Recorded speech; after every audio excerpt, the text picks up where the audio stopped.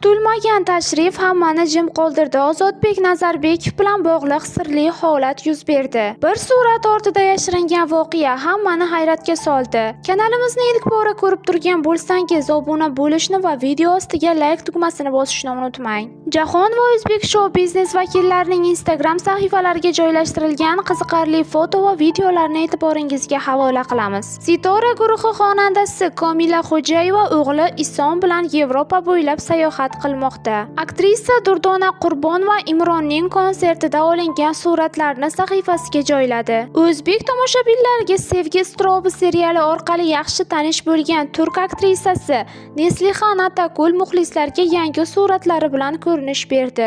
Chocotella shokolad pastasi reklamasi va Dada filmidagi ijrosi bilan tomoshabinlarga yaxshi tanish bo'lgan aktyor Temur Murodullayev Instagramdagi Shoh Life sahifasida ko'rinish berdi. U hozirda tadbirkorlik bilan shug'ullanayotgani va agar yaxshi ssenariy bo'lsa, albatta yana filmlarda rol ijro etishini aytib o'tdi. O'zbekiston xalq artisti Saida Rametova hamkasbi aktrisa Dilnoza Kubayeva bilan tushgan suratini sahifasiga joylab, uni juda hurmat qilish haqida yozib qoldirdi. Xonanda Lola Ahmedova Istanbul shahridan ko'rinish berdi hamda sayohatning inson hayotidagi ahamiyati haqida mulohaza yuritdi. Aktrisa Feruza Normatova Manzurani Fotiha to'yi munosabati bilan tabriklab, unga baxt tiladi. Bollywood yulduzi Karishma Kapur muxlislariga yangi surat bilan ko'rinish berdi. Konsertda shunaqa voqea bo'ldiki, hech kim bunga tayyor emas edi. Xonanda Imron konsertiga kelgan ashaddiy muxlisalaridan biriga qo'lidagi soatini sovg'a qildi.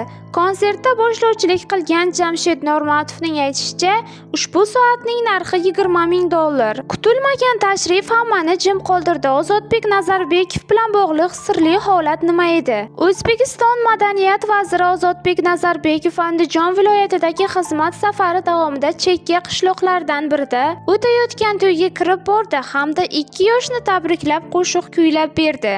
Agarda sizga mashhurlar hayoti qiziq bo'lsa, bizni kuzatishda davom eting va like bosishni unutmang.